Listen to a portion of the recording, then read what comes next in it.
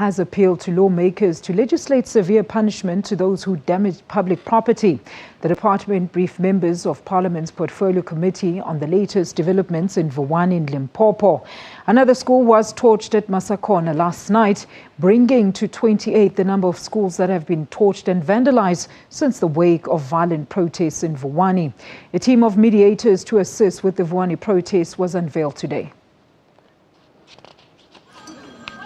A mediation team comprising Reverend Mangaliso Mkachwa, Professor Mary Metcalfe and Mike Sutcliffe have been roped in to assist.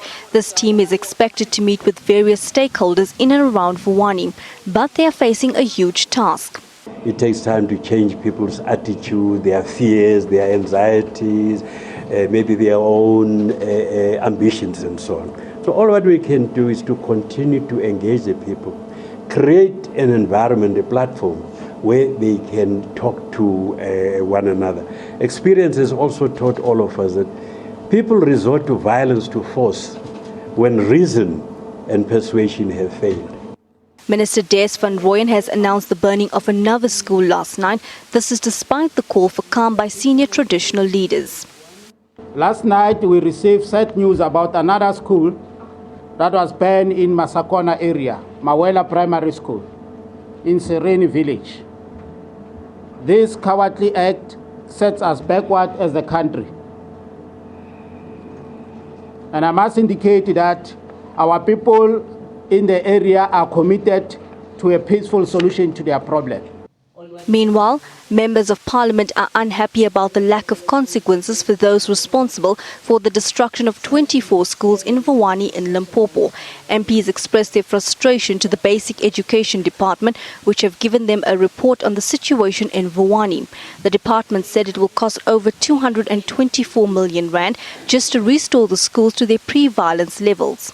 We need to see what is happening to these people who are doing these things, because as we are saying, we're just victims as a Department of Basic Education, but it is affecting the lives of the learners. If you burn the things that will give you greater value in life, it's not going to be rebuilt and you're not going to advance. So there must be a greater awareness of what's the consequences of doing something like this in a very poor community.